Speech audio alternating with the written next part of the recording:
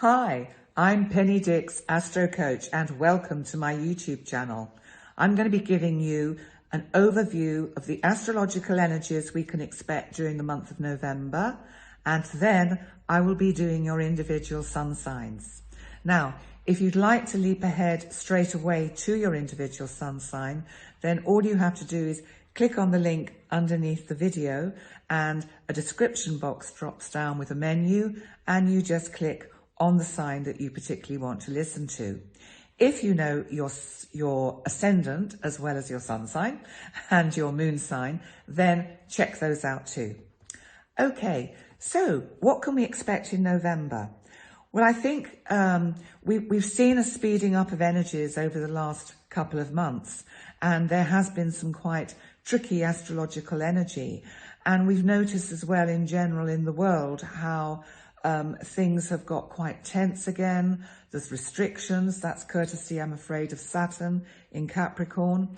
And almost in a sense, Jupiter in Capricorn is expanding that restriction, which is not what people want. But let's start at the beginning of the month, because we have Mercury, the planet of communication, finally turning direct after his 3 and a bit week turn at retrograde motion. Now, Mercury's going direct in the sign of Libra, and this is on the 3rd of November, a fairly significant day for our planet. And Libra is really a nice sign, I think, for Mercury to be in on this day, turning direct, because Libra is about fairness, balance, and honesty and truth. So let's hope that bodes well for a really positive outcome from the events that will be happening that day and around that date. Venus is also in Libra, so this is another helpful sense of a nice influence. Venus is the planet of attraction, love, harmony, also money, relationships, and because again it's in Libra, it's about balance and harmony and things feeling much more fair. Now, let's come on to the planet Mars, because Mars, that rules Aries, has been retrograde in its home sign for quite a while now. And in fact, on the 14th, Mars, our god of war, our planet of action, energy, and drama sometimes, is moving direct. So what this means is that he will go back to make squares to Jupiter, Pluto, and Saturn in Capricorn. Capricorn is all about establishment, business, countries, governments. So I wonder whether when Mars does this final hit of squaring these big boys in this particular configuration, whether it will actually bring some kind of break, resolution, even though it might not be the resolution that pleases all. But I think there'll be some quite significant changes as Mars moves back to square these planets. And then we need to look at the important conjunction of Jupiter, the planet that expands, and Pluto in Capricorn, and that's happening exact between the 8th and the 13th of November. Now, we did have Jupiter and Pluto together at the end of June, in the last week of June. Now, we can remember back to what was happening on the world stage at that time. That might give some indication as to what we can expect this time.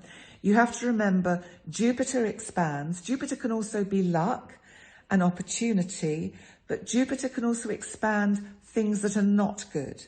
And Pluto transforms. So how that's going to play out on the kind of world stage, I think will become clearer as we get closer to that conjunction. And I will talk more about this when I do the new moon video, which is on the 15th, because this new moon that we've got is actually going to be in Scorpio. And so it's going to be about, I think, new things. I think because it's Scorpio, It's digging up the sludge from the bottom of the pond and a sense of sweeping the ground clear. It's like what does no longer serve us, and that's on the world stage as well as what's going on in our own lives. Whatever doesn't serve you needs to go. It's a clearing. And I think if you haven't done that clearing by the 30th, when we have the full moon penumbral lunar eclipse in Gemini, then that will kind of urge you to really, really make that change. Because if we are going to adapt and transform as Pluto is encouraging us for 2021, then we're going to have to let go of a lot of the old ways that we've been approaching things and doing things. So also, I just want to mention that with eclipses, their effect on us as a planet and as individuals, the timing of it is determined by the length of the actual eclipse. So, for example, if I just go to my notes here, this eclipse is, here we go. This eclipse is actually going to be 4 hours and 21 minutes long. So you're looking at 4 months and 21 days, if that makes sense to you. So the effects of this eclipse, and because this is the precursor to the eclipse we're going to get in December, which is a very exciting one, because that's a solar eclipse, and that, again, I will do a separate video about, but that is actually going to be quite significant in Sagittarius. So without further ado, I know you want to hear your sun signs, so I'm going to let you move ahead and look at your sun signs now. In the meantime, fasten your seatbelts for this month. Things are really going to speed up. And I would like to say thank you so much for coming and watching my YouTube channel. If you have not subscribed, I'd be super thrilled if you could do that. Also, if you would like to have a one-to-one with me for astro coaching, my website is in the description box underneath the video, and I would love to see you. So thank you very much for joining me today, and I'll see you soon. Bye for now.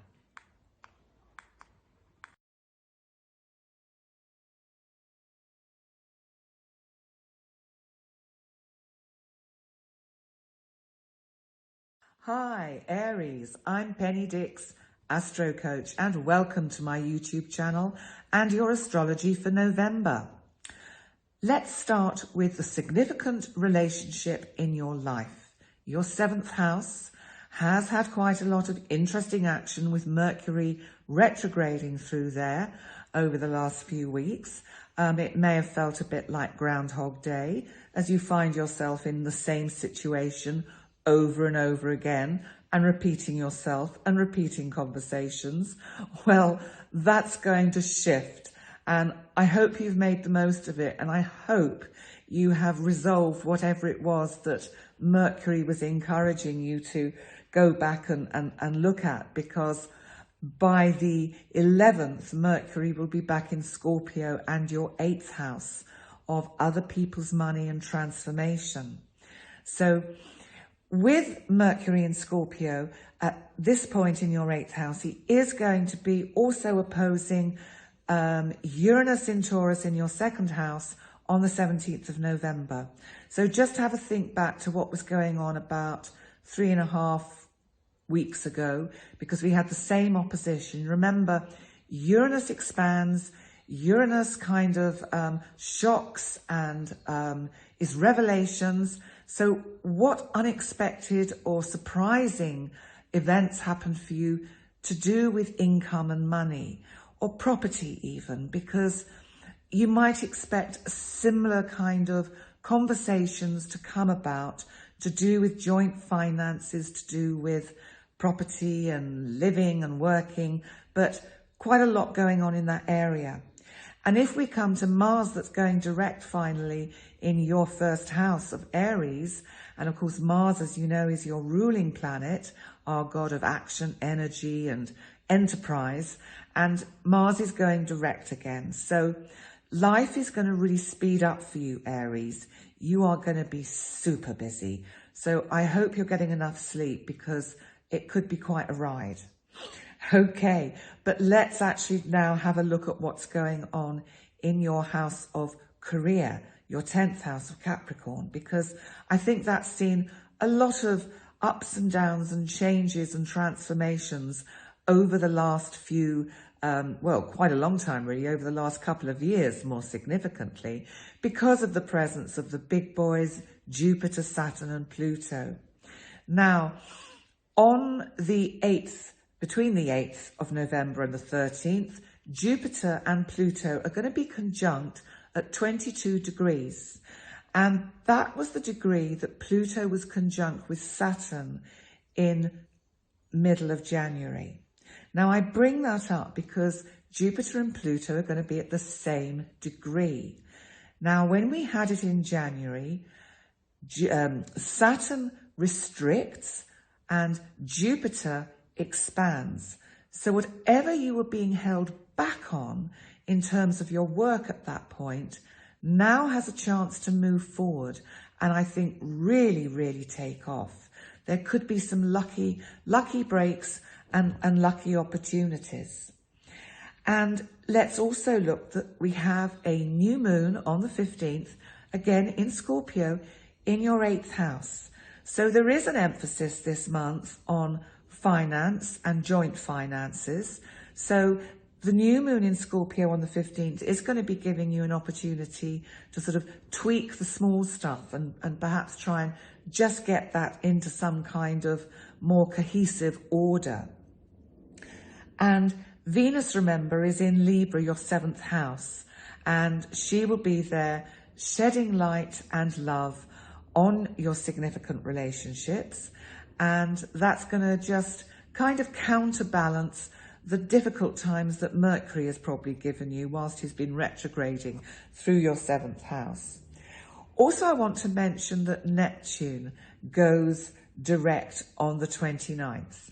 Now, Neptune in Pisces in your 12th house, I think has been holding you back while it's been retrograde from always trusting your intuition. And I think, Aries, because you are a cardinal sign and you're used to being out there, going in there is not quite so easy for an Aries person. But the presence of Neptune in your 12th house has really been trying to bring you into yourself and look at this sort of deep inner you, your inner psyche. The fact that Neptune is going to be going direct again, I think frees something up from you.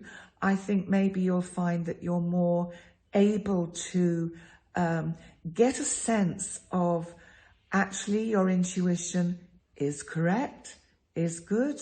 So just pay a bit of attention to that as well, Aries, because that's going to get much easier for you. And finally, we need to talk about the full moon lunar penumbral eclipse on the 30th, which is going to be in Gemini, and that's in your 3rd house of communication. Now, I don't know what you do in particular, Aries. Aries are always quite innovative and they like to sort of be proactive and get things started. But this full moon in Gemini is about communication. And full moons, remember, about completion. So it feels as if you need to be starting to look at how you communicate. Is there a better way that you can communicate? How do you communicate through the written word? Because I'm just wondering, because it's an eclipse which kind of keeps things a bit in shadow, what needs to come out? What do you need to express? Because I think there's a lot going on in your thinking. There's a lot going on that you would like to say. And I think this full moon lunar eclipse is saying enough is enough. and that maybe you don't want to keep quiet any longer about whatever issues are key in your life. Okay, Aries, well, I will leave it there for today, and thank you so much for joining me to watch your Aries astrology. I hope you have a great month. If you've not subscribed to my YouTube channel, I'd be really super pleased if you could. Thank you. And if you would like to have a one-to-one with me for astro coaching, then you can visit my website, which will give you all the information you need, and that's in the description box underneath the video. In fact, I think the website is even actually just written there, or there. I'm not sure. It's one side. Anyway, Aries, I really wish you a lovely month, and thank you again so much for joining me. Thanks. Bye.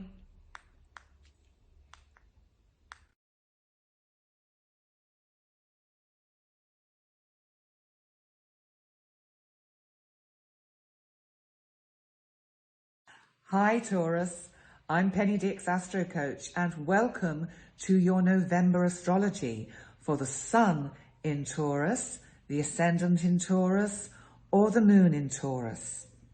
So let's see what's happening for you this month. Well, we start the month on the 3rd of November with Mercury finally moving out of its retrograde phase, where it's been in your 6th house of day-to-day work, any little health issues. And that house for you is a Libra house, which is about balance and fairness and justice. And I think that as Mercury now starts to go direct for you in this house, any things that have been sort of delayed or, not kept, appointments that have been cancelled, that will shift a gear. And I think you're going to see things moving in a much more positive direction to do with your day-to-day work, like you're getting a work-life balance, Taurus. Then it'll be moving by the 11th into Scorpio, which is your 7th house of significant relationships. And I'm drawn to the fact that by the 17th, Mercury is going to be in Scorpio in your 7th house, opposing Uranus in your 1st. Now, Uranus, as we know, is the planet of the unexpected, of shocks, surprises. Are they going to be good surprises or shocks? Not such nice surprises. But the fact is, because it's to do with relationships, Scorpio is also about transformation and about digging down into the sort of the very depths of your psyche and soul. And it feels like with this opposition that you're going to have some choice words to say to someone, or they're going to have some choice words to say to you. I'm not sure. We'll just have to see how that unfolds. But just leaping ahead to the 15th, there is a new moon in Scorpio on that date, and that's at 23 degrees. So I think there's going to be an opportunity to sow some new seeds with regard to a significant other, to breathe a breath of sort of fresh life into a current relationship, and maybe breathe a bit of kind of excitement and passion into it. Because, sometimes we get so caught up in our minds, and especially with all the restrictions we have to undergo with, basically having an internet life rather than a physical, intimate life, that we miss out somewhere there. So we need to find a way to get a balance.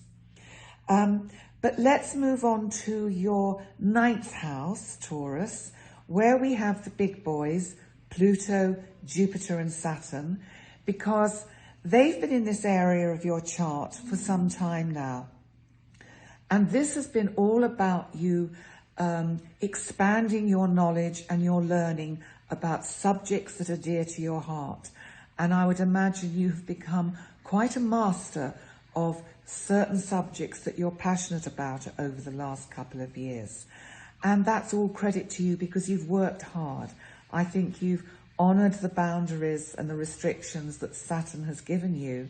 And this Jupiter-Pluto conjunction that we're going to be getting on between the 8th and the 13th, I think is going to put you in a state where you can start to see how you can really take off with maybe expanding your knowledge into giving some of that back, to teaching it, So just bear that in mind. It doesn't mean it's going to happen this month, but I think you might be thinking about next year and how you can actually set that in place. So that's really super good for you. Okay. So let's move on to Mars, because Mars has been retrograde in your 12th house of your inner life. It's Aries for you. I think Taurus, because you're a fixed sign, you find it quite hard to go in. And I think Mars has been encouraging you in Aries, in your 12th house, to somehow actually take your own horns, the bull by the horns, and sharpen you up a bit. I think there's been, you have an awareness that there are things deep within you that really need to change, that, you know, Taurians can be quite lazy. They can be quite stubborn and not good at sort of shifting themselves up a gear. But I really feel with Mars going direct on the 14th, he's encouraging you to really, really actually move forward, because you've got all this wonderful Uranus energy in your first house, encouraging you to really kind of be innovative and unusual and do the unexpected, which is so unusual for Taurus. But, you know, work with that energy. You'd be surprised what you could achieve, Taurus. So let's also move on to the fact that we have Neptune going direct on the 29th. And that's in your 11th house of Pisces, of hopes and wishes and dreams. So I think where dreams may have been a bit stuck, or you're finding it difficult to see how you can manifest them, I just get a feeling that by the end of the month, with all the other energies that are kind of there supporting you, it's going to feel a lot easier to kind of start seeing how you can set down the good solid foundations for the dreams that you personally want to manifest. Now, we do have a full moon lunar eclipse, and it's a penumbral lunar eclipse in your second house of finance, Gemini, and that's on the 30th. So we have to remember full moons are about completion, and eclipses are about something in shadows, something hidden. So I do feel this is something about communication, perhaps to do with something to do with your finances.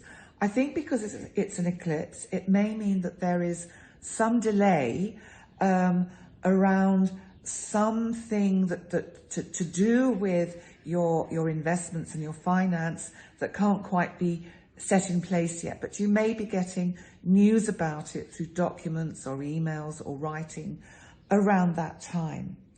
And so I think all in all, this is going to be a lovely month for you, Taurus. I think for all the signs, you know, the energies are going to really start to sort of speed up this month. It really is kind of hold on to your hat or hold on to your horns. And Taurus, make the most of this energy. It really, really is exciting where you could find yourself in 2021. So for now, I want to say thank you so much for watching this video and for joining me on my YouTube channel. If you've not subscribed yet, I'd be super pleased if you could. And also, if you would like a one-to-one with me for astro coaching, the website address is just underneath the video. And you can contact me, and it would be really lovely to see you and make an appointment. Okay, so for now, I wish you a wonderful November, and I will see you next time. Thank you, Taurus. Bye for now.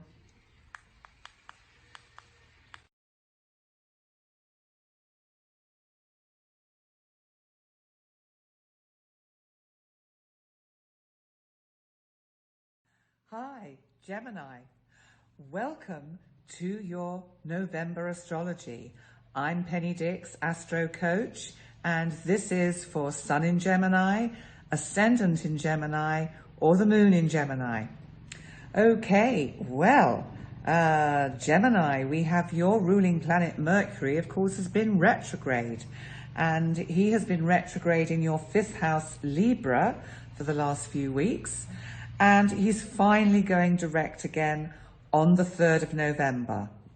Now, He's been in your 5th house, which is about creativity, can be romance and love affairs.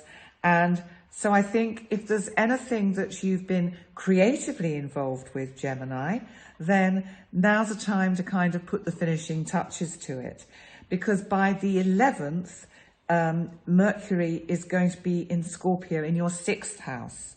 Now, while he is in Scorpio in your 6th house, he's going to be highlighting medical appointments, day-to-day work, and issues around that, maybe a trip to the dentist that you need to do.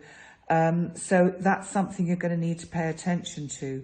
I also just want to point out that because Uranus is in Taurus in your 12th house, which is this house of, you know, our inner life, our inner psyche, you know, it's about going within.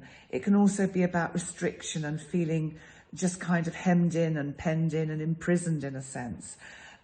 Uranus at the beginning of the month is opposite the Sun in Scorpio in your 6th house. And for me, this just highlights an area that you may be suffering from quite a lot of more psychological sense of restriction and feeling you want to break out and, you know, prone to low moods and depression in a sense. So just be aware of that. And, you know, if you need some more guidance, then seek it. So let's move on to what's happening in your 8th house, okay, Gemini? Because we've got the big boys, Jupiter, Pluto and Saturn have all been sitting there for quite a long time. And luckily they're all direct now, so they will be moving this area, they will be leaving this area of your life, which is very much connected with transformation, other people's money, joint finances. So there will have been certainly a focus on that over the last couple of years. And we do have another conjunction between Pluto and Jupiter between the 8th and the 13th of November. And that is going to be, you know, Jupiter expands and Pluto transforms. So I think that could be quite interesting to do with seeing something to do with investments realized. So in some way, something that you have that is connected with another person, it just comes into fruition. It materializes. So, you know, maybe it's investments that you've had locked up that you realize at last, that you actually set free and kind of enjoy the money that you've earned on these investments. And maybe you started thinking about that round about the end of June when Jupiter again was conjunct Pluto. So let's just move on to Mars, because Mars is going direct on the 14th. And he has been retrograde in your 11th house of hopes and wishes and dreams. And Mars, of course, is the planet of war, of action, of activity, energy. And Aries, your 11th house, is about your dreams and your wishes. And I think you've had to put an awful lot on hold, Gemini. And I think this has caused you huge frustration. But that is going to shift, because now with Mars going forward from the 14th, it's just going to help you see how you can actually break out a bit from that 12th house part of you where you felt so restricted. Maybe in one sense it's that money becomes available to you to do something with it in a way that is somehow frees you up. Okay. I also want to mention Venus, because Venus is in Libra in your 5th house at the moment. And Libra, of course, is about balance and fairness, and Venus is about relationships. So I do think there's going to be some nice camaraderie, that's a good word, camaraderie, with friends and loved ones, and a sense of, even within the restrictions we've got, of being able to have some fun.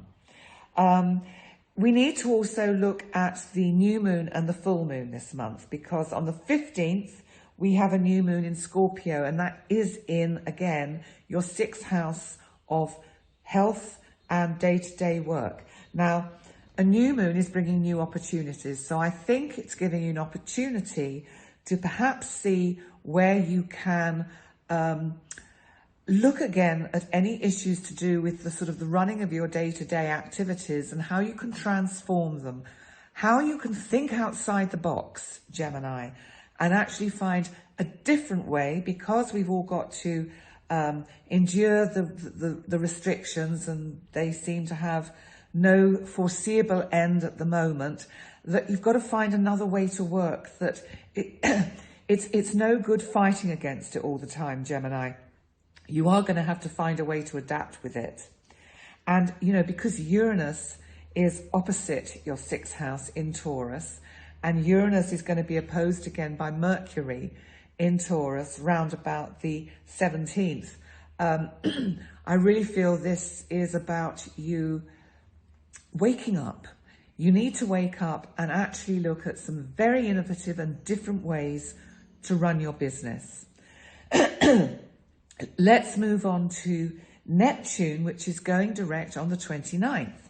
And Neptune in Pisces has been retrograde in your house of career and, you know, how you're seen in the world, your sort of public image for some time. So I think people have probably seen you as a little bit kind of not quite knowing whether you're coming or going, or where you want to be seen or how you want to be seen. And I think with Neptune going direct, it's going to give you something a little bit more solid to kind of hold on to think, no, I can be more proactive and more, you know, flexible as well with the way I work. So you can see, Gemini, there is a theme on how you work this month.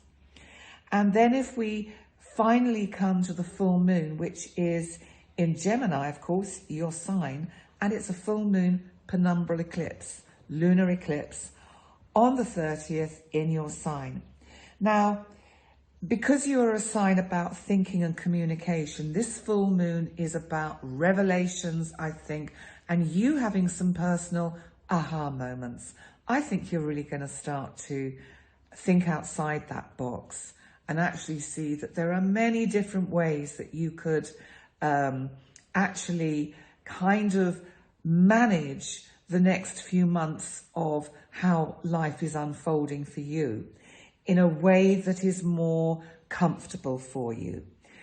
And I think also, because it's an eclipse, we're looking at the fact that you have in some way, I think, got to acknowledge, Gemini, that things are being kept kind of held back at the moment. It's like they're being kept in shadow. And I think you're just going to have to run with that for a while. And by next spring, things are going to change, I think, quite considerably for you, Gemini. So there we have it. That's what I feel November is about for you. Thank you so much for watching me and watching your forecast for November. If you've not already subscribed to my YouTube channel, I would be really, really super pleased if you could. Thank you.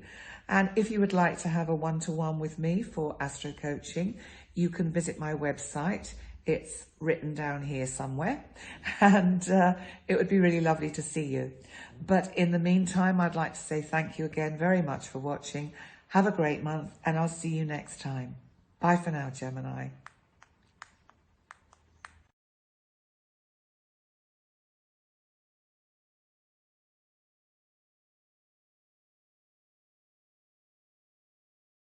Hi, Cancer. Welcome to your astrology forecast for the month of November, for the Sun in Cancer, the Ascendant in Cancer, or the Moon in Cancer.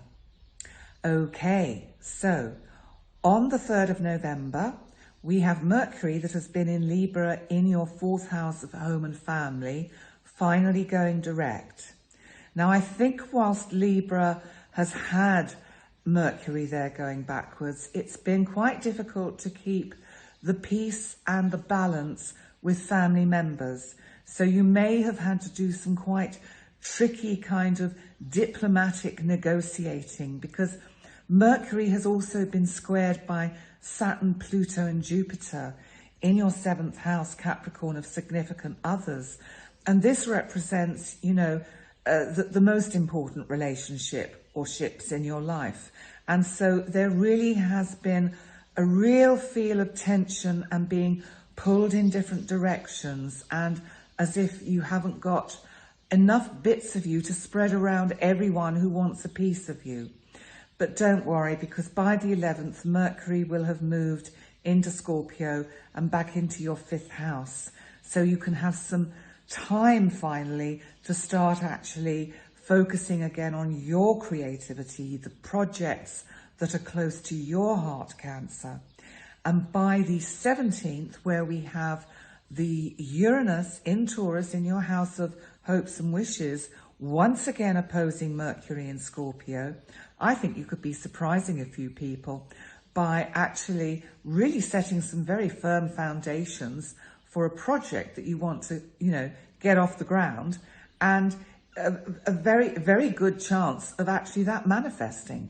So, keep at it. And remember, Mercury is all about communication. And I think you're going to be finding you can communicate quite well by then.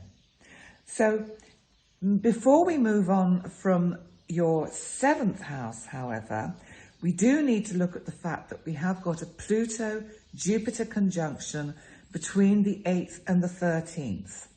And you need to think back to what was going on round about the end of June, because we had the same conjunction between Pluto and Jupiter. So let me explain. Pluto transforms, Jupiter expands.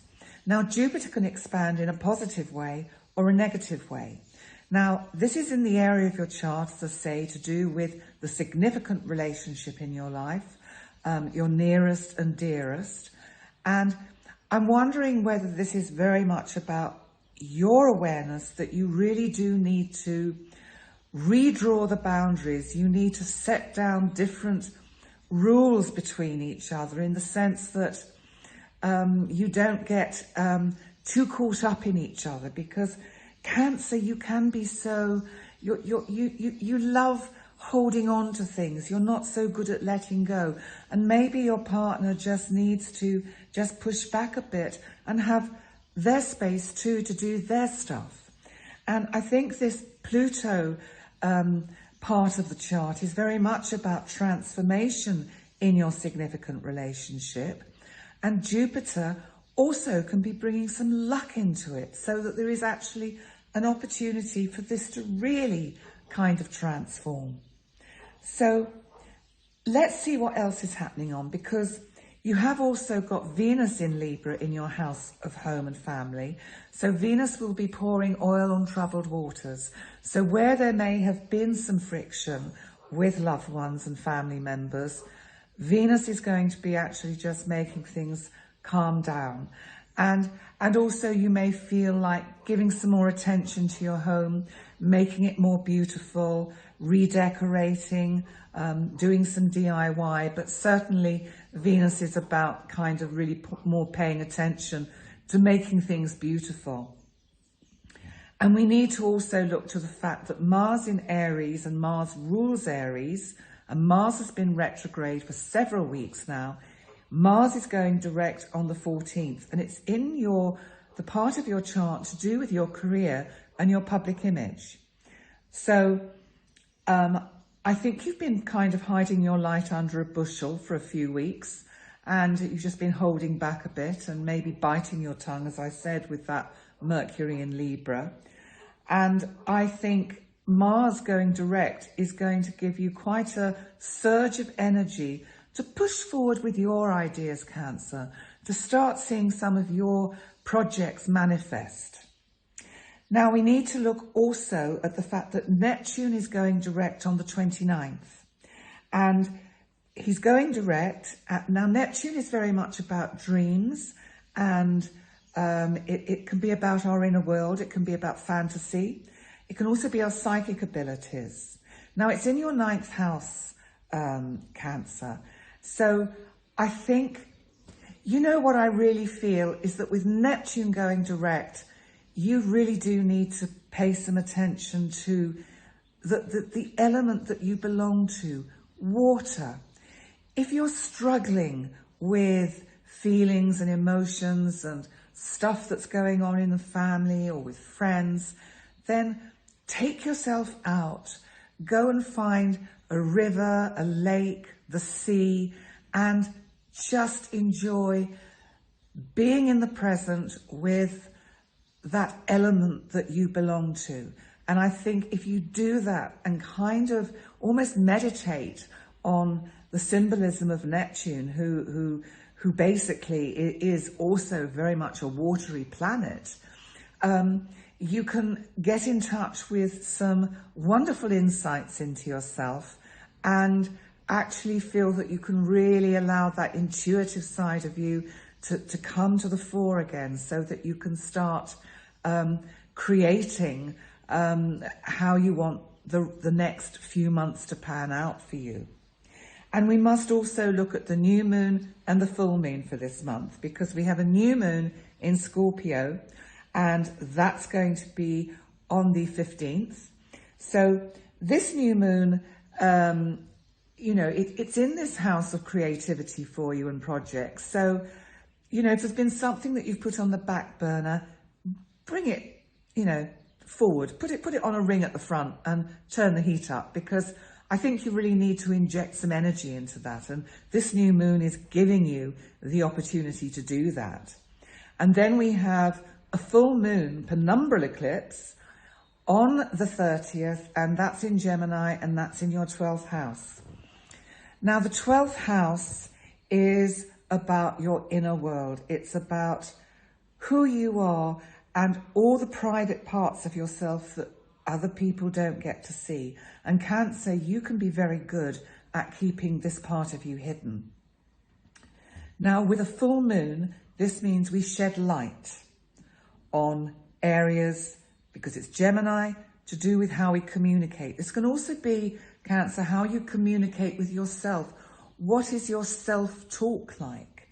Are you kind to yourself? Are you your best friend? Or if you spoke to your best friend the way you talk to yourself, would they run for the hills and never come near you? So you need to kind of reflect on things like that, because also this moon is an eclipse. So it's a full moon penumbral eclipse. Now that means that the whole energy of what this moon is trying to shed light on is shadowed. So, you know, symbolically for me, what this means is you need to look into that inner part of you, that shadow side. And by doing that, actually reach a better understanding of who you are, and recognize that you can't be all things to all people. And that if you can't be at least some of those things to yourself primarily, you're never going to be any good for anyone else. So Cancer, I'd like to still wish you a wonderful month of November. Things are changing. We've got all these planets moving forwards now. It's just going to make life a lot easier, and it's going to feel this month as if things speed up. So thank you so much for joining me today. If you've not yet subscribed to my YouTube channel, I'd be super thrilled if you could. That would be really nice. Thank you. And also, if you would like to have a personal one-to-one with me for astro coaching, you can see the website address just down here at the bottom of the video. And it would be lovely to connect with you. So in the meantime, I'd like to wish you a really, really lovely November. And I will see you next time. Thank you, Cancer.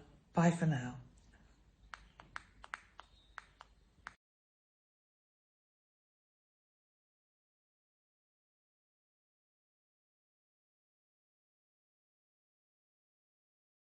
Hi, Leo. Welcome to your astrology forecast for the month of November, for the sun in Leo, or for the ascendant in Leo, or for the moon in Leo. Okay, I'm Penny Dix Astro Coach. Let's see what we've got for you. Well, you've had Mercury retrograde in your 3rd house of communication, papers, documents, contracts, thinking. And of course, Libra is very much about balance and fairness. So it's almost as if you've been trying to balance the books and they just don't balance. And that's not necessarily financially, but just trying to balance your thoughts and try and get some cohesion into the direction you really want to take yourself forward in, which is interesting because by the 3rd, he does move direct. And then by the 11th, Mercury is going to be back in Scorpio in your 4th house of home, and he's going to be there, and round about the 17th, he's going to be actually opposing Uranus in your 10th house again, and Uranus is in Taurus. Now, because Mercury in Scorpio in the 4th house is about family for you, I think it's going to be very much that you could be hearing surprising news. You could be surprising people with the news you have to give. And that may be to do with your career. It may be to do with something to do with the internet, because Uranus can be about technology. So I think just look at what might be going around for you round about the 17th and what you might be wanting to announce, which will surprise a few people.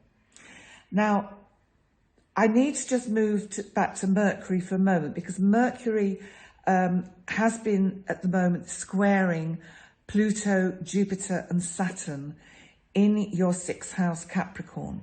So you have had this rather, it feels as if you've been quite restricted and felt restricted by almost what you can say, by what you can think. And it's been quite frustrating for you, I think, Leo. And we do have, of course, these 3 big boys are going direct now.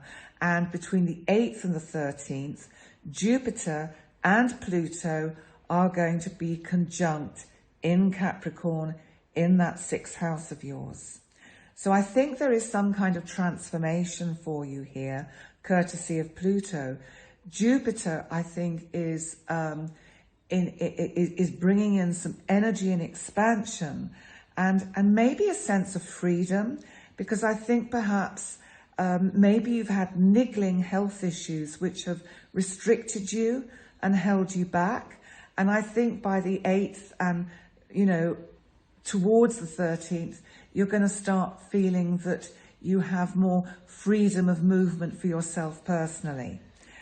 Now, also we need to look at Mars that is in your 9th house, because he has been retrograde for some time now. And on the 14th, he is going to be going direct in this 9th house, Aries, which is all about higher learning. It can be about teaching. It can be about travel, long distance travel. Well, I think what we're going to see with you, Leo, is quite a transformation of your energy levels. I think perhaps where you felt a bit run down, held back, and your energy levels have been a little bit restricted, that's going to actually start to sort of speed up. And I think by the 14th, you will start to see yourself feeling quite different and able to actually put into action some of the ideas and plans you have for maybe even teaching or learning more about the subjects that you're passionate about. So let's also look at the fact that we've got Venus in Libra, because Venus in your 3rd house has been pouring oil on troubled waters. So if there's been any problems in communication, Venus is shedding her love and light and attraction and beauty into this area of your life. And you're probably finding you can communicate in quite an eloquent way. What a lovely word that is, eloquent. So that's what you're going to be doing. Okay, so we also have a new moon, and that's going to be in Scorpio in your 4th house of home and family, and that's on the 15th. And that's just the day after Mars actually goes direct. So this new moon for you in Scorpio in your house of home and family, I think is giving you new opportunities to look again at what you want to transform in your home. You may even be considering moving house, moving country. With Mars up there in your 9th, you could certainly be thinking about uprooting yourself and searching for pastures new. And then we also need to look at Neptune, which goes direct on the 29th, having been retrograde forever. Well, not forever, but for quite a long time. And Neptune in your 8th house of Pisces. Pisces is about your inner world, your inner workings, your fantasies, the parts of you that seem to have no boundaries, your feelings, your emotions. And Neptune really has emphasized this for you. I think at Neptune, while he is in this 8th house of yours, is taking you to sort of emotional depths that you never thought you would be capable of reaching. And through that, transforming with that sort of Pisces energy of because it's the 8th house and that's ruled by Scorpio and Pluto. So transforming your energy. When Neptune finally goes direct on the 29th, I think you're going to find your psychic abilities are going to really kind of speed up. You're going to have a much clearer sense of insight into what's happening in general in the world around you and also for you. And then we come finally to the full moon, and this month it's in Gemini, and that's in your house of hopes and wishes, your 11th house. It's a full moon penumbral eclipse on the 30th. So we have to remember an eclipse puts the moon in shadow, but a full moon sheds light on something. So it feels as if there's something about a dream you've got, which to me I feel is in the area of communication. And that can be communication in all sorts of ways, but it's something about communication. And I think because it's an eclipse, it's just saying, not yet. This will come to fruition, but it's not quite yet. But this full moon, the actual duration of it for the actual eclipse is 4 hours and something like 21 minutes. Now, you need to look at the next 4 months and kind of 21 days. So let's say 5 months, because that'll be the length of the energy that is created by this full moon lunar eclipse in Gemini. So you know what, Leo? Round about that time on the 30th, you need to start thinking, what do you want to manifest for next year? Because it may have to wait a bit. It may be held back, the eclipse, but there's another eclipse, a solar eclipse, coming in Sagittarius in your 5th house of creativity, projects, and romance. And that's coming, I think it's the 14th of December. And so that's a solar eclipse. That could also be incredibly significant for you, Leo. So on that note, I would like to say thank you so much for watching this video for your November astrology. If you've not already subscribed to my YouTube channel, I'd be super pleased if you could. And if you would like to have a one-to-one with me for astro coaching, then the website address is just underneath the box here, underneath the window here, and it would be really lovely to connect with you. So in the meantime, thank you so much. Have a lovely November, and I'll see you next time.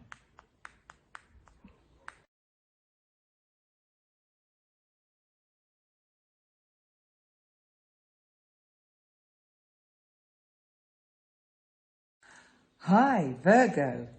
Welcome to your astrology forecast for the month of November, for the sun in Virgo, or for the ascendant in Virgo, or for the moon in Virgo. I'm Penny Dix Astro Coach, and let's look at the chart. Okay, well, your ruling planet, Mercury, has been retrograde for a while, and it's been retrograde in Libra in your 2nd house of finance. So it's probably given you an opportunity, in fact, to go back and just balance the books a bit. But on the 3rd, if you've not got it all done by then, you're going to have to speed up, because Mercury is going direct again on the 3rd, and by the 11th will be back in your 3rd house, Scorpio.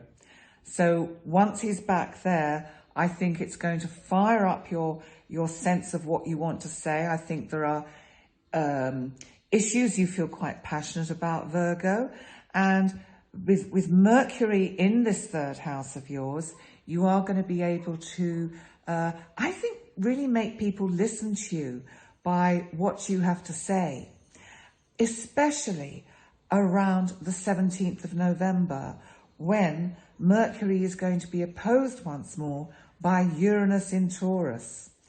So Uranus, remember, is a planet about revolution, rebellion, shocks, surprises, and it's opposed by Mercury. So are you going to be doing something that surprises a few people in either what you say or write? Or are you going to be on the receiving end of some shocking or surprising news? And if that was the case, it would be from someone at a distance.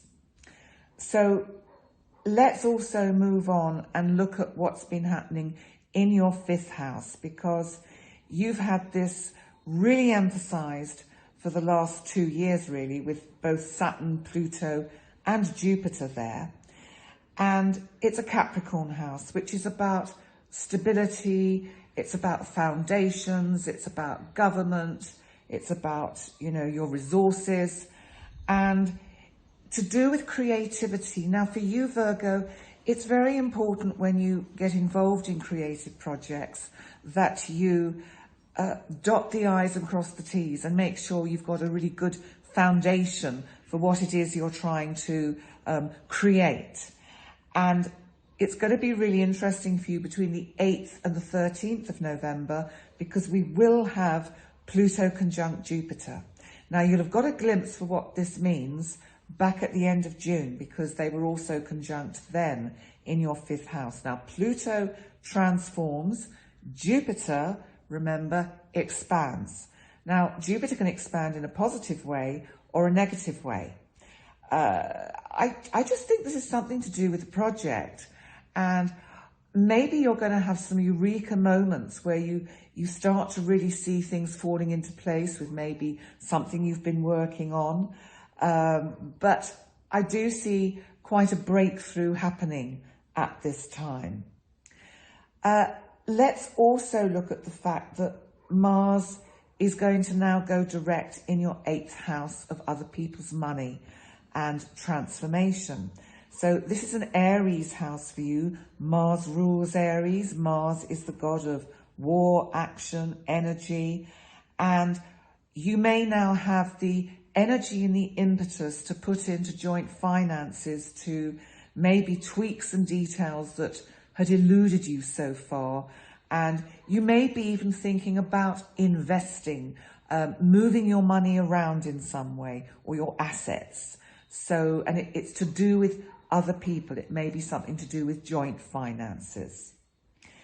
Let's then move on to the fact that we have Neptune going direct on the 29th of November. Now, you've had Neptune for many years in your 7th house of significant relationships, Pisces.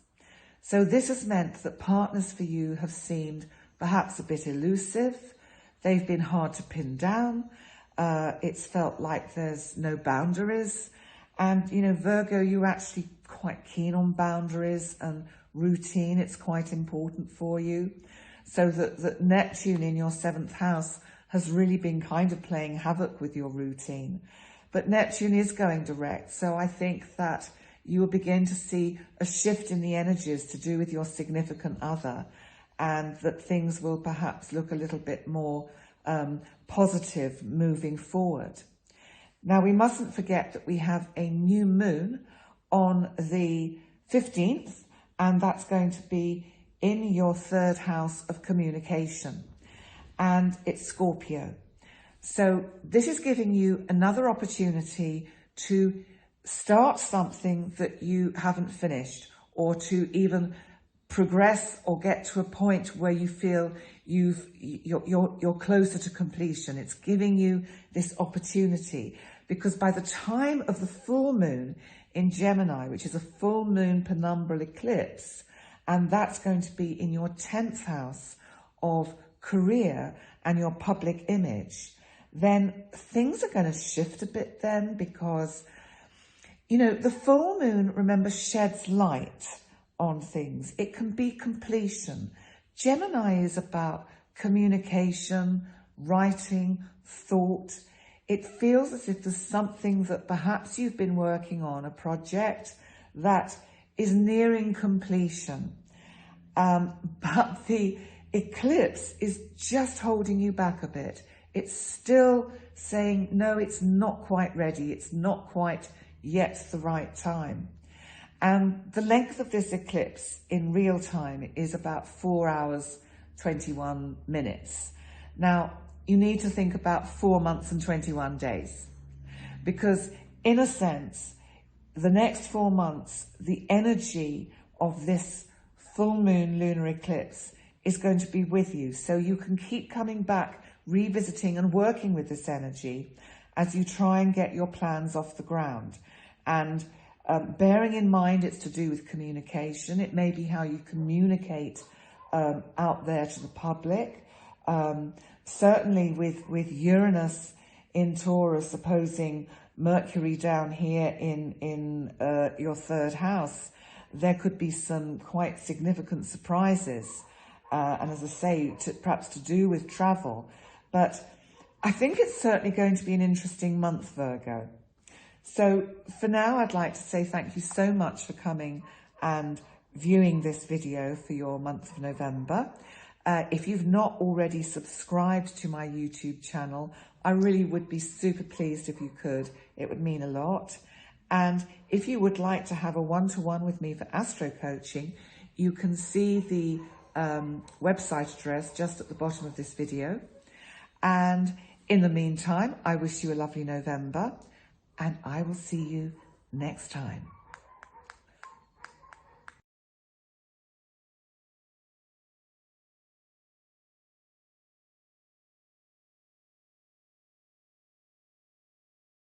Hi Libra, welcome to your astrology forecast for the month of November. I'm Penny Dix Astro Coach, and this is for Sun in Libra, Ascendant in Libra, or for the Moon in Libra. Okay, so Venus, your ruling planet, is in your sign at the moment, which is lovely, because I think it's been, you know, it's been quite a tough year for everybody. But I think at the moment, whilst Venus is in your first house, it is making you feel a lot more comfortable, a lot happier about things, and maybe able to see that you can turn all these difficulties that the world has been facing this year into wonderful opportunities of creativity. You have, of course, had Mercury in your sign also going retrograde, and that's given you an opportunity to reconnect with people that you may have sort of lost touch with. You've managed to perhaps, you know, do those emails that are long outstanding and just reconnect. Now, from the 3rd, though, Mercury will go direct again. So you may actually be meeting these people that you've not been able to be in contact with much. And by the 11th, Mercury will have moved into your 2nd house of finance, Scorpio, where he is going to have another opposition on the 17th with Uranus in Taurus in your 8th house of shared finances. So there could be a little bit of tension, friction about shared finances. It may just be that you have a bit of anxiety about what you have maybe in terms of an investment.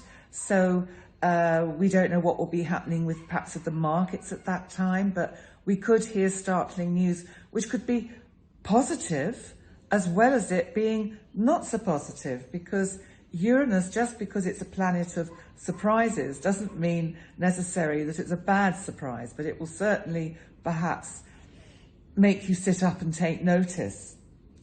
So let's see what else is going on, because you've had Mars in your 7th house of significant others retrograding now for quite a few weeks.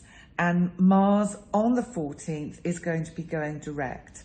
So where you felt a little bit restricted with what you can do with your other half, things are going to just speed up a bit. So It's like it will inject a bit more energy into the relationship. If you're single, I don't think you're going to be single for very long, because with Mars in this 7th house, I certainly think people will be coming into your orbit that, you know, will certainly fire you up, you know, on quite a deep level. Let's look at well, actually we've got Neptune, of course, which is going direct finally, having been retrograde for a very long time. And it's going direct in your 6th house, which is Pisces. So that's going direct at the end of the month on the 29th. And what this is doing for you is, I think it's going to free up your imagination a bit so that you can think outside the box, Libra, and think about more innovative ways that you could run your day-to-day activity to make it more interesting. Because I think everybody, because we're all having to, you know, this year and probably well into next year, have to endure a lot of restrictions that most of us find very challenging. And I think Libra in particular finds it quite difficult to be restricted like this. With Neptune turning direct in this sign, I think it's actually going to make it easier for you to see how you can manifest some dreams of how you would like your day-to-day life to be.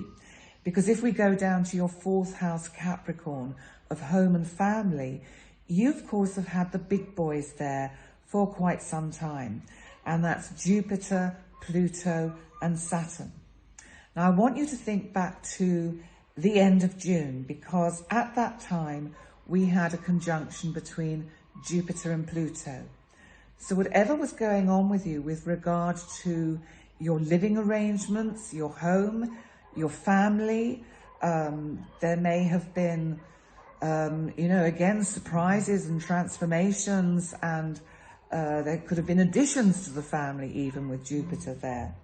But you need to, you may even be thinking about, or have been thinking about, moving house, moving country even. So this energy is going to be around for you again, Libra, between the 8th and the 13th of November. So you're probably already thinking about this a bit. And I think somehow this is going to crystallize it for you so that you'll have a much clearer idea about what you want to do. Now, we need to also come on to the fact that we have a new moon in Scorpio, and that's in your house of finance. That's on the 15th. So where you may have had some restrictions or things being held back with regard to your sort of finances, property, things going astray because you had Mercury retrograde there for a while, this new moon will see something actually come to fruition with that. You'll have a chance to sow some new seeds and maybe a new opportunity to make some money. Maybe for you know, for some people it could even be a new job, so a new way of earning. Then we have a full moon in Gemini, which is in your 9th house of travel. But this full moon is a penumbral lunar eclipse. So I know, Gemini, and the full moon for you, Libra, is you want that 9th house, Gemini, to be about travel. And because, Libra, you do like moving around. It is something that's quite dear to your heart. And this full moon is shedding light, certainly, on what could occur for you with travel over the next few months. I would say leading up to next spring. So I think it's going to be a time where you're going to give some serious thought to what you do with your time over the next sort of 4 months. But because it's an eclipse, which means that light of the moon that is being shed on travel is in shadow, it means somehow it can't be everything that you want it to be.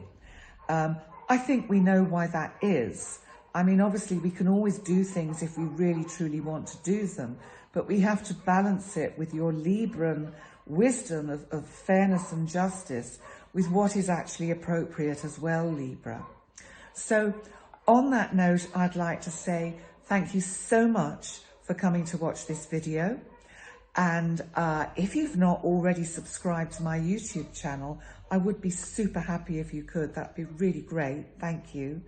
And also, if you would like to have a one-to-one with me for astro coaching, my website address is just in the bottom of the video here or underneath in the description box. And I will look forward to seeing you next month, December, a whole year nearly gone. And we'll see what's happening then. Okay, Libra, bye for now. Thanks.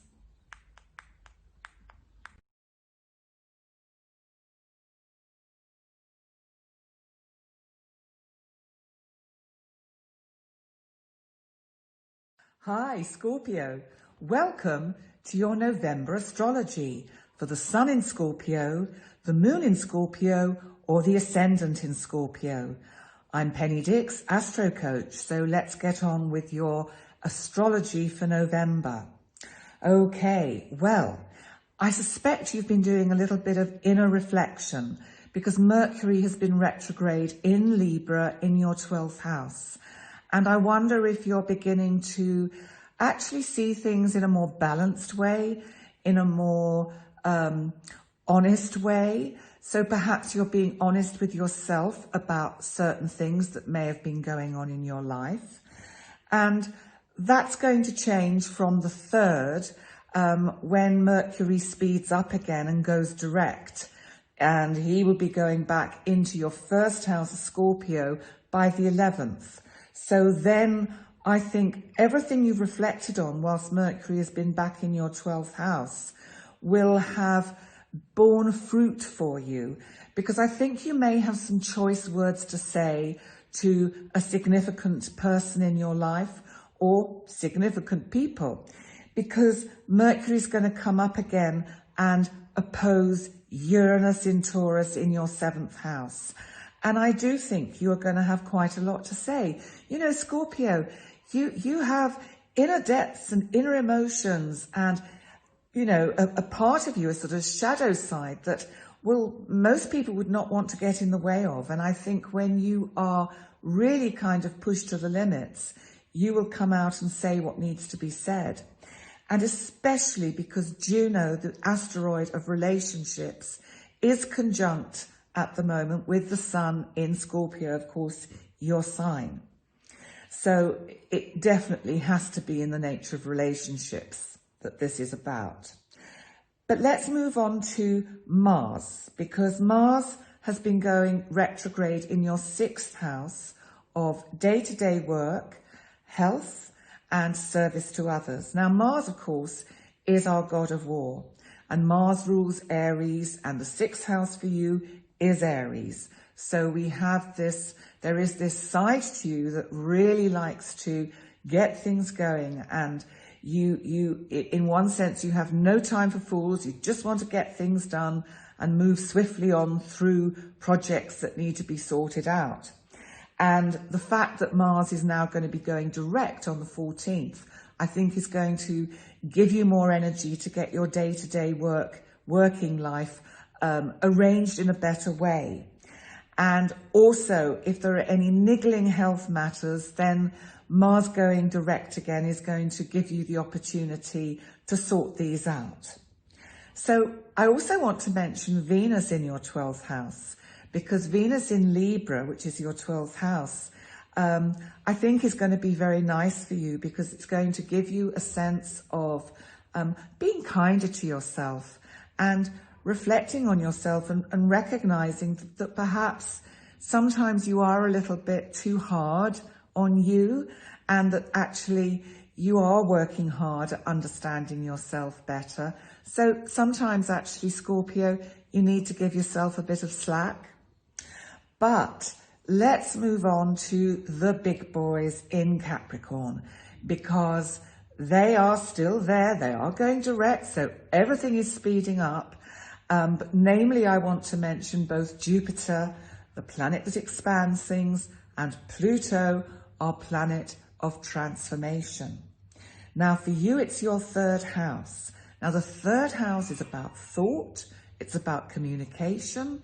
It can be writing, documents, but it's very much about, I think for you, this is about your thinking.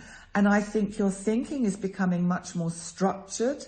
I suspect that even though you're a Scorpio and you are a water sign, and so sometimes boundaries are not so easy to negotiate for you, I suspect this Jupiter and Pluto and Saturn have helped you be much clearer again, as I said, with Venus in Libra, about your thinking, about your thought. And I think you're very clear now about the way you want to proceed in certain areas of your life. So that this Jupiter-Pluto conjunction between the 8th and the 13th, and the energy is going to be around all month, is actually going to be quite transformational for you, because I think you're going to be moving up a level in your sort of state of consciousness and really seeing a lot of situations in your life in a very different way. So what else have we got it going on? Well, of course, we've got a new moon in your sign, Scorpio, in your first house, and that's on the 15th. So this also for you, and I think because it is in opposition to your 7th house of significant relationships, this feels like an opportunity for brand new starts, that perhaps where things have got difficult and tricky, that actually you can start making some headway, and maybe it's about making your significant relationship feel more valued and more important in your life. And then we have to look to Neptune, which is going direct on the 29th. And Neptune in Pisces has been retrograde for some time. And this has been in your 5th house of creativity, children, projects, and also it can be love affairs and romance and all those kind of nice things. So I think with Neptune going direct again, I feel you're going to be clearer. You're going to just see clearly more about how you want to be creative, how you can use your creative ideas in a very constructive way and start actually putting them into practice. Because also remember, with these big boys in your 3rd house, Capricorn, Jupiter, Pluto and Saturn, that could also be about, connecting with that energy from the 5th house and launching into writing, into communicating in a different way. But there's lots of opportunities there for you, Scorpio. Finally, we need to come to the full moon, which is on the 30th. And this is a lunar eclipse. It's a penumbral lunar eclipse. And it's in Gemini, that is our sign of communication. Now, for you, this is your 8th house. And so I think it means that there has to be some serious discussions with people that you have joint finances, investments. It could also be to do with parents and having to address issues with parents and older people around the whole nature of finance and money. And I think the fact that this is an eclipse, which of course puts the moon's full light into shadow, is somehow this is an issue that all concerned are reluctant to address. But for me, this is telling me that it needs to be addressed, and that because the full moon eclipse, it has an effect over the next few months. So its energy lasts for about 4 months, because the timing of this eclipse is about 4 hours.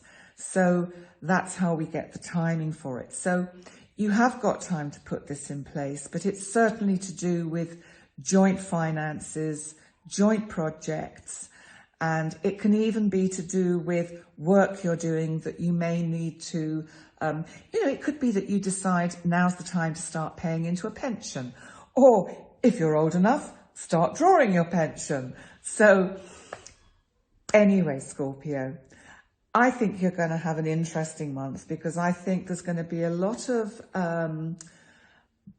kind of barriers that have been, or blocks that have been in your way, that are going to start falling away.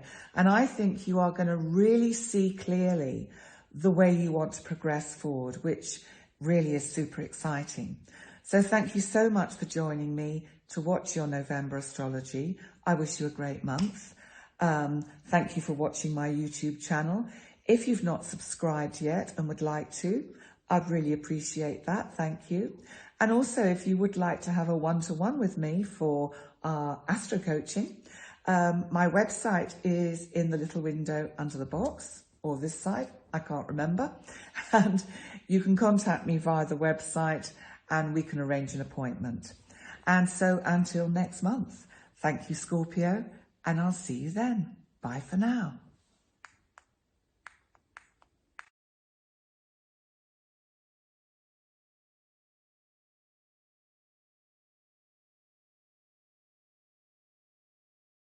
Hi, Sagittarius. Welcome to your November astrology for the Sun in Sagittarius, or the Ascendant, or the Moon. And I'm Penny Dix Astro Coach. So let's see what's happening for you this month. I'm going to start off with Mercury, because Mercury in Libra has been retrograde in your 11th house of hopes and wishes and dreams.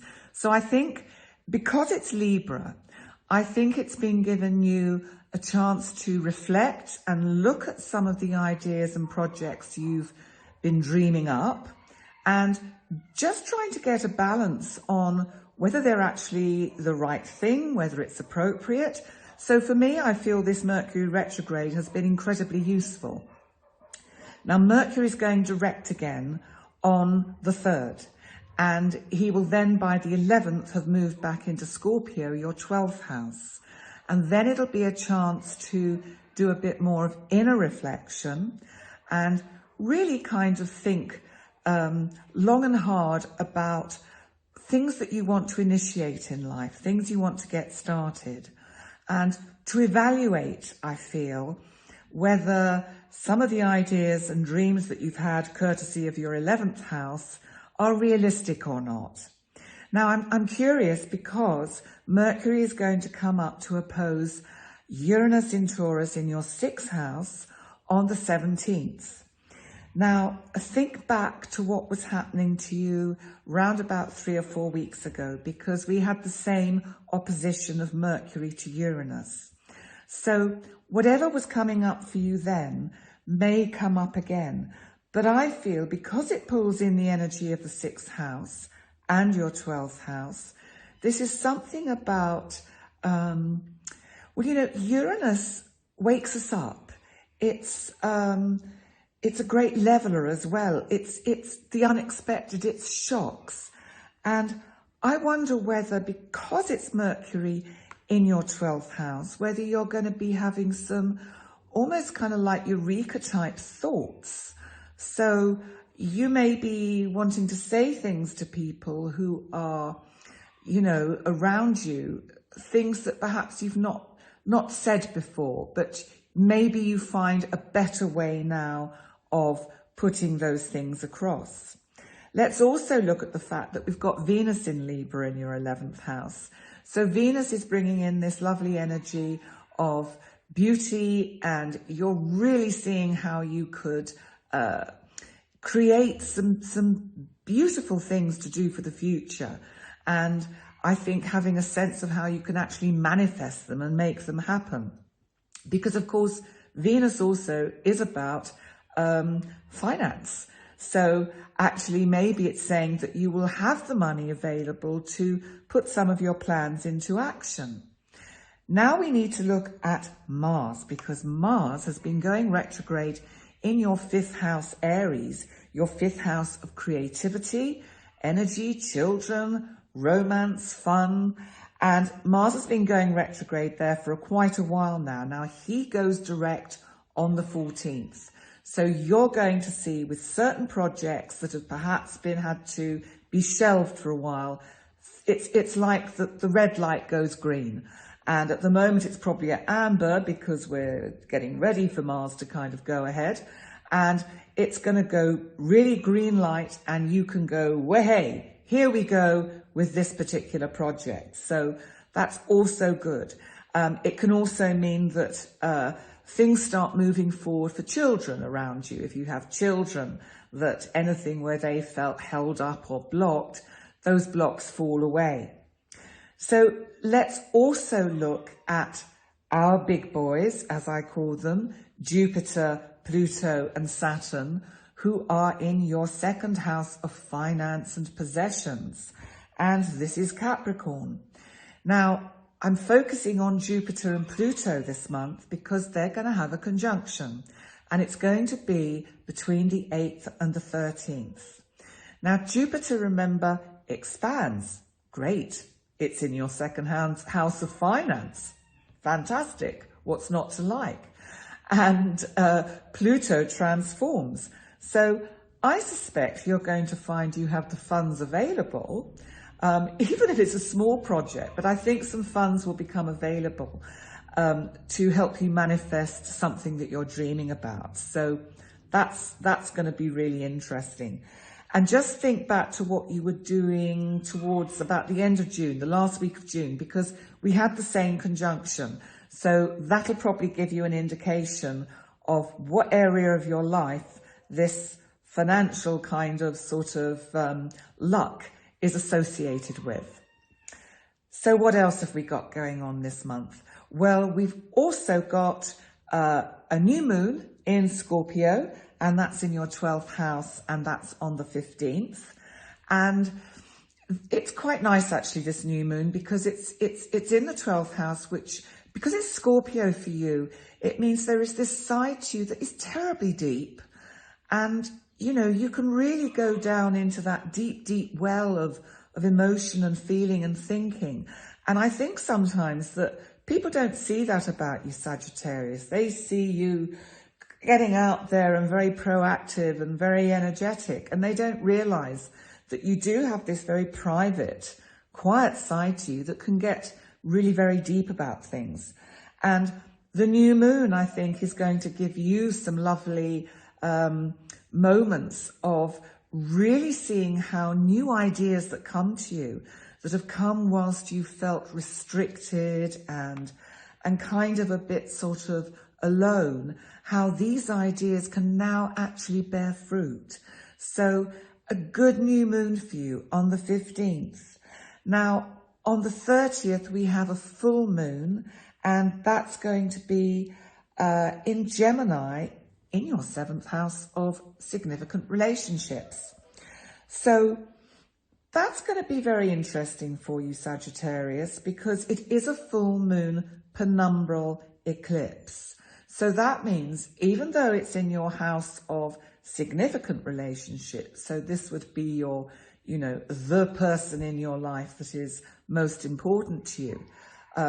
If you're alone and single, you know, the full moon can bring all sorts of things in. So be on the lookout, because with the energy of this particular full moon lunar eclipse, it goes on, the energy of it, for the next 4 months. So even if there's no one around now that's significant, that may be different within the next 4 months. But for those of you in a relationship, I feel that this is giving you an opportunity to have some really good quality discussions, because the lunar eclipse is telling me that something is in shadow, something is hidden that needs to come out. So whatever that is for you, Sagittarius, this is now the time to address it, round the energy of this full moon in Gemini. And before I finish your reading, I just need to mention that Neptune, that has been retrograde for a long time, is going direct in your 4th house of home and family. So it feels as if you're going to be having some nice ideas, and it's like turning your house into much more of a kind of a dream home, a real kind of like sort of cozy nest of magic. There we go. Let's run with that. So on that note, Sagittarius, I'd like to say thank you so much for coming to listen to your November astrology. And thank you for watching my YouTube channel.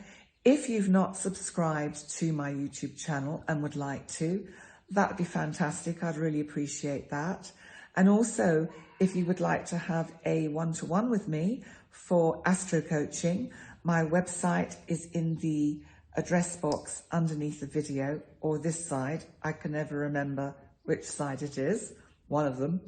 And in the meantime, I wish you a lovely November, and I will see you next time. Bye for now.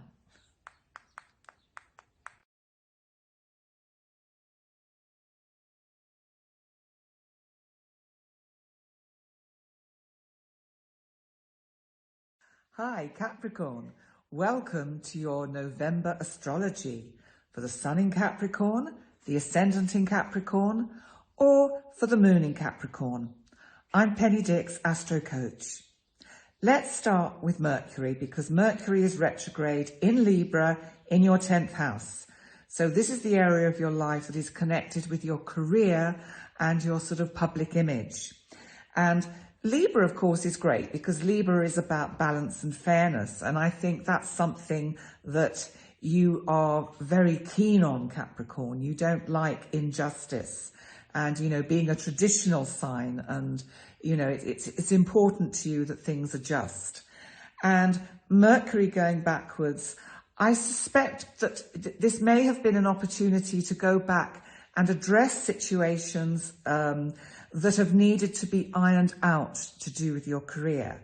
And maybe people have needed to be put straight on certain things to get the balance back into your working life. And Mercury goes direct on the 3rd. By the 11th, Mercury will be back in your 11th house, Scorpio. And that will be, it'll shift the energy, because the 11th house is very much about your plans, your hopes, your wishes, your dreams, what you want to manifest. And by the 17th, Mercury is going to be in opposition again to Uranus in Taurus in your 5th house.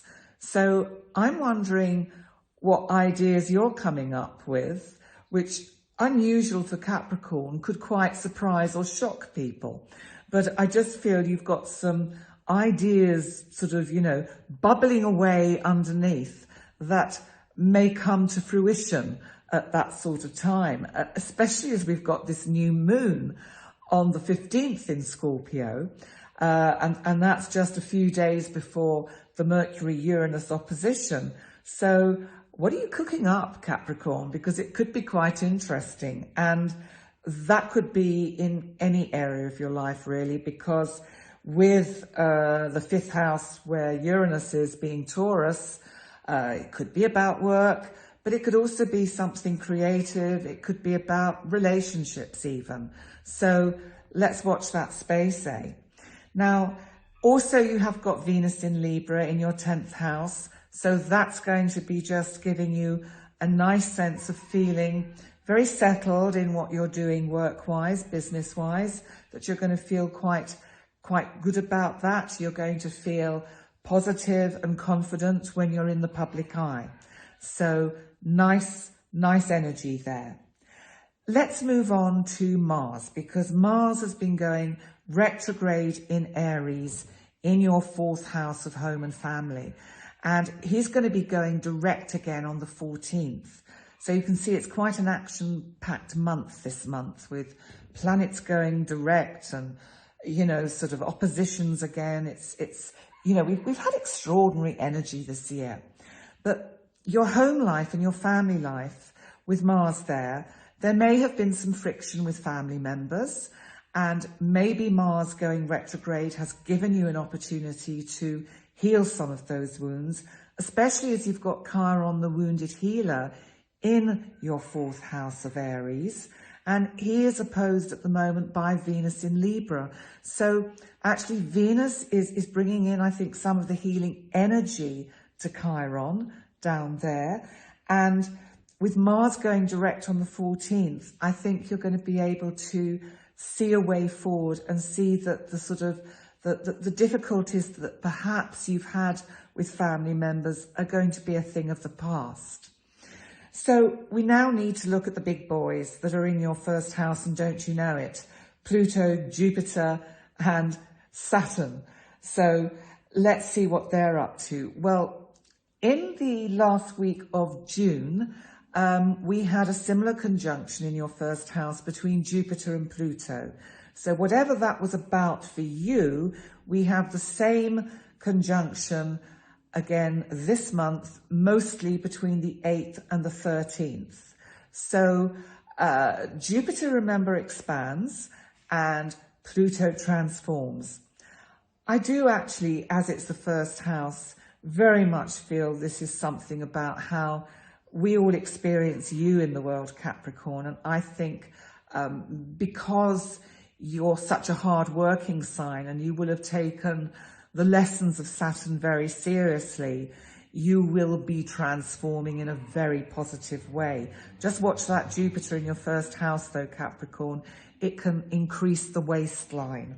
So just you know, by the by. Now, Neptune in your third house of communication in Pisces is going direct on the 29th. So be aware of that, because I think if there's been any confusion around papers and documents, lost communication, then that should start to clear up, because Neptune will be going direct. So anything that didn't seem clear, I think, will start to become clearer. Now, we've also got a full moon penumbral eclipse on the 30th, and it's in Gemini in your 6th house. So the 6th house is about day-to-day work, and it's about service to others. It can also be about health issues. Now, Mercury, as you know, Mercury rules Gemini, but Gemini, as you know, is about communication and thought. And this is a full moon eclipse. So what it means is the light of the full moon shining on an area of your life that needs discussion. This could be health, as I say, day-to-day work, anything of that nature. But the eclipse puts it in shadow. So I have to ask you the question, what's in shadow in that area of your life? What do you need to attend to, in a sense, complete it and move beyond this point? So that's for you to think about. And it could be health, day-to-day work, service to others. It could be somebody that you look after. Do you need to set some more firm boundaries or have a few choice words? So, well, Capricorn, I think that's an interesting month that you have ahead for you. I'd like to say thank you so much for coming to view your November astrology. And if you haven't subscribed to my YouTube channel and you would like to, so would I like that. That would be fantastic. And also, if you would like a one-to-one for astro coaching, my website address is just in the bottom of the video, I think. Okay. In the meantime, thank you so much. And I wish you a great month, Capricorn. Bye for now. Bye.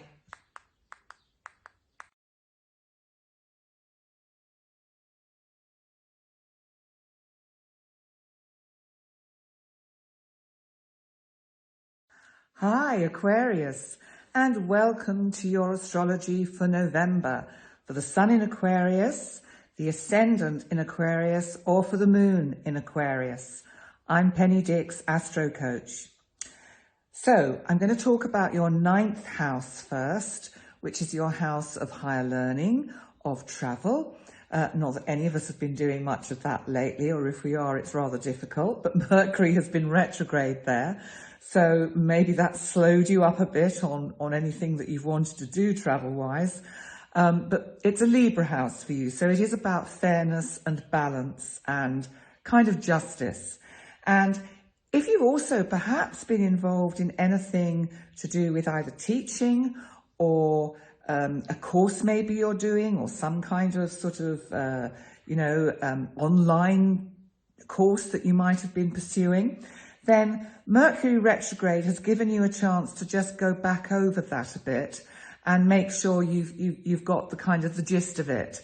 And you've got Venus in Libra there as well in your 9th house. So she has actually also helped you really get a handle on things to do with learning and higher thought. And as I say, if you're teaching, you will be attracting people to you who actually want to listen to what you have to say and what you have to teach. Now, Mercury goes direct on the 3rd, and by the 11th, Mercury will back in your 10th house of Scorpio. So I think this is going to speed things up for you to do with your career and your standing in life. And I just feel that because it's Scorpio, your 10th house, you know, it is actually important for you to do work in your life that is transforming for others. Because you're an Aquarian, and, you know, Aquarius is very much the sort of the new age, and it's the technological age. You know, you're probably also very good at being online and teaching online, as Uranus is your ruling planet. Uranus, of course, is in your area of house and home and family at the moment, Taurus. And if you think back to what was happening a few weeks ago when we had the opposition between Mercury in Scorpio and Uranus in Taurus, we have the same opposition coming up on the 17th of November. Now, this pulls in the energy of home and family. Did family have some startling news? Did a family member, did you have startling news that you wanted to give to someone? It can also be, it could be unexpected, but whatever it was, there will be, I think, some more energy around this particular topic that will come up again, and a kind of resolution for it. So let's move on to Mars, because Mars has been going retrograde in your 3rd house of communication, the written word. It can be, you know, if you've been learning anything as well, because it is opposite your 9th house of higher learning. It could be, you know, sort of writing that you've had to do. Mars goes direct on the 14th, which means that if there are, you know, you may be a student, you may be doing exams, and I think that Mars going direct again in this sign is going to give you the energy and the impetus to get them done, to get them really, you know, to get the learning done and to get it sorted. So that's really good for you. I also think, because it's Aries, I also feel that you will be able to communicate in a much more direct way, Aquarius, with it being Mars that's there. So let's move on to what's been going on in your 12th house, because, you know, it has been quite a tough time for you, Aquarius, on an inner level, because you've had all our Capricorn boys, Jupiter, Pluto and Saturn, sitting in this 12th house of yours, of your inner self, your psyche, feeling kind of restricted and imprisoned. It's been quite tough for you. So, you know, Saturn is a hard taskmaster, and he's certainly put you through your paces. If you're an Aquarian who has not worked hard with the sort of the energies, the impulses that Saturn has been trying to give you towards a Pluto transformation, it will have been much harder for you, because then events get acted out in the world that force you to go within, that force you to have to deal with issues on an inner level. Now, I want you to think back now to what was happening around about the last week of June, because Jupiter and Pluto were conjunct then. Now, Jupiter expands, Pluto transforms. This is your 12th house, about the inner you, your psyche. So we've got this same conjunction between the 8th and the 13th of November. So you're going to have, I think, some resolution around that. I think, you know, if you have been through the sort of the mill a bit, by the end of November, certainly, when these planets will have sort of moved on from that degree, I think you'll actually see some quite a kind of a revelation, that you will actually feel that you have achieved something in understanding yourself better, and actually people will see the change in you and they'll be really pleased for you. So we haven't talked yet about the new moon in Scorpio in your 10th house of career, which is happening on the 15th. So that's going to be super good for you. New opportunities. Maybe you get offered a new job, And I think it would be something that's quite thought-provoking and would really excite you. It may be that you're going self-employed and you're really going to sort of, you know, bite the bullet, take the decision and launch yourself into this new part of your life. Then we need to look at Neptune as well, because Neptune goes direct in Pisces in your house of finance. And that's on the 29th of November. Now, while you're having Neptune in your house of finance, I think it's quite difficult for you to keep track sometimes of your spending. And it's probably a little bit like sort of water, easy come, easy go. It comes, it goes. Neptune going direct again, I think may help you to just sort of pull in a bit and hold the reins and make sure that you accumulate rather than just let it wash away down, you know, out. So just be aware of that and work with that energy, because that's not an easy sign for you to have on this particular house, the second house of finance and money, because, you know, Pisces has no boundaries. Great if the money's coming in, it's endless, but if the money's going out, then it's not so good. We need to also now come on to the 30th of November, when we have a full moon penumbral eclipse in Gemini in your 5th house. Now, the 5th house is creativity and fun and play and children. And this is a full moon. And Gemini is about communication. So this is a full moon that has something to say. It has something to say to you about ideas and projects, I feel. Now, it's an eclipse. So this means something you've been wanting to initiate has been in shadow. Now, what I want to suggest to you, Aquarius, is that perhaps over the next few months, you'll find that you can bring that out of the shadows and actually manifest it. And that'll be super cool for you. In the meantime, Aquarius, thank you so much for coming to watch this video. I wish you a lovely November. Things are speeding up. It is changing. It is going to get better. And if you've not subscribed to my YouTube channel and would like to, I'd love that too. Thank you. And also, if you would like to have a one-to-one with me for astro coaching, my website address is just at the bottom of the video, about here or here. I can never quite remember. And in the meantime, I wish you a great November, and I will see you next month. Bye for now.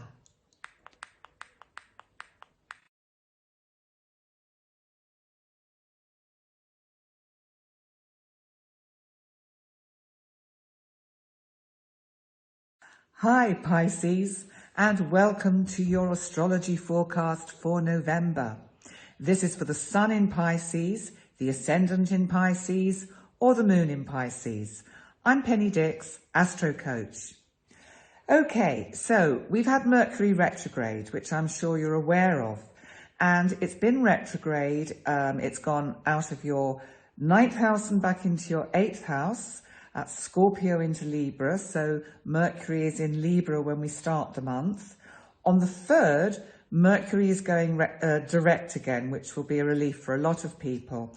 And for you, I think this Mercury retrograde has actually given you a chance to look at joint finances and investments, and just think how you can tweak things a bit to make sure your money pot doesn't get empty. So I think actually this Mercury retrograde, if you've used it wisely, has actually been quite good for you.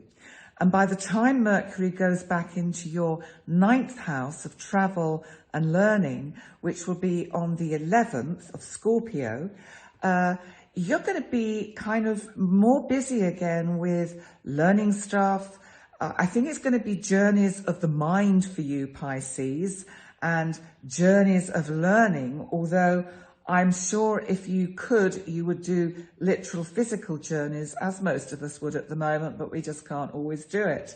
But it's going to be good for you, Mercury going through this house, because it is going to give you a special impetus and an ability to communicate very wisely and very deeply. Because remember, Scorpio is quite a transformational sign.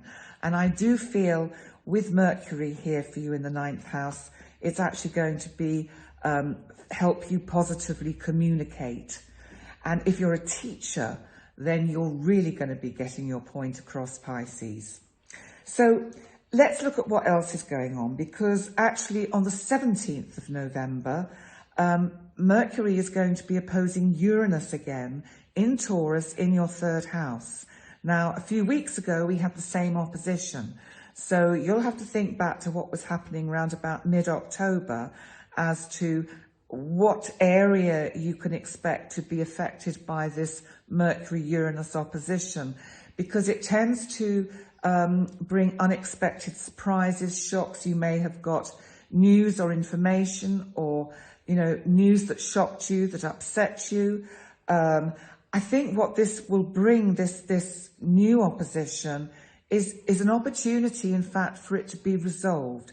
So you may hear more about whatever it was that shocked you at that time, and hopefully this time you can see a way forward with it. Now, Mars has been going retrograde in your 2nd house, Aries, of finance. So I think finance for you has been a bit of a sticky subject. It's been quite difficult to get a gauge of how you can actually bring money in rather than it going out. And Pisces, because you are Pisces, you're not so great at boundaries and putting money in secure places. So this Aries on your 2nd house is trying to help you, but Aries is quite sort of proactive. You want to go out there and spend. Now Mars is going to go direct on the 14th. So I think just still watch it with your spending. Don't get too gung-ho about it. Once Mars has moved out of Aries, I think things will just settle down a bit for you in that department. So also we have a new moon on the 15th, and that's in Scorpio, again in your 9th house. So this is going to be new opportunities for teaching or learning. It could also be a new opportunity to travel. So that is possible. Travel is always possible. So if that's what you want to do, Pisces, then work with that energy of the 15th, because that'll give you a little bit of a sort of a lift to get this going. And we need to also look at the big boys in Capricorn in your 11th house of hopes and wishes and dreams. And, they've been really quite tough for you there. It's been difficult to get dreams manifested or dreams off the ground. But because it is Capricorn, you do actually also, Pisces, have this ability to be quite practical and structured when you're thinking how to, in a sense, build your empire. Now, think back to what was happening for you the last week of June, because whatever it was that was going on around there is going to come back into kind of the sort of forefront of your experience, because we have another conjunction between Jupiter and Pluto. Jupiter expands, Pluto transforms, and that's between the 8th and the 13th.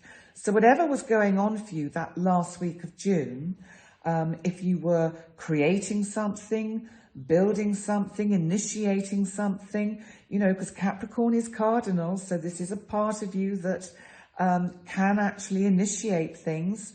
So this Jupiter and Pluto conjunction again, I think is going to bring some benefits for you. It's really going to bring you a reward for all the hard work and effort you've put into a certain project. We need to look at your ruling planet Neptune, because Neptune in your 1st house of Pisces turns direct on the 29th. So I suspect while it's been retrograde, you've been kind of thinking a lot about the past, perhaps reminiscing, perhaps getting quite sad and, dreamy about the past and not staying in the sort of the present and the now and this reality. When Neptune starts moving forward again, I think it's going to almost be like you just wake up a bit and you think, hang on a minute, this is where I'm living. I need to actually be here now for my friends and loved ones and family. and take that forward rather than dreaming and living in the past. So just bear that in mind, Pisces. Then we need to come on to the 30th of November, when we have a full moon penumbral lunar eclipse in Gemini in the area of your chart that is connected with your home and family. So full moons, remember, bring completion. Maybe you've moved house, maybe you're thinking of moving house. Now, because it's an eclipse, which means that the light of the full moon is in shadow, there may be something about this that can't happen just yet, or you're not sure whether you should do this just yet. But I would give you a window of 4 months, because that's in hours the length of this lunar eclipse. So bearing that in mind, just think about how you might want to change your home life. Is there some element of it that you want to change? Have you recently moved and you want to make it a more permanent and settled environment for you? So these are all questions you can ask yourself. And I think as we move into December, a lot of that's going to become a lot clearer, because, you know, the energy in December is really going to speed up. This is a month, November, of fasten your seatbelts, basically, Pisces, because things are going to speed up. And all the hard work that you've put in to the last few months and through this year in various departments of your life is really going to pay off. Thank you so much, Pisces, for coming to watch your November video on astrology. If you haven't subscribed to my YouTube channel, I'd really love it if you would. That would be fantastic if you would like to. So thank you for that in advance. Also, if you would like an appointment with me for astro coaching, my website address is just at the bottom of this video. It's either there or there. I'm never quite sure. And in the meantime, I really wish you a great month, Pisces, and I will see you in December. Bye for now. Bye.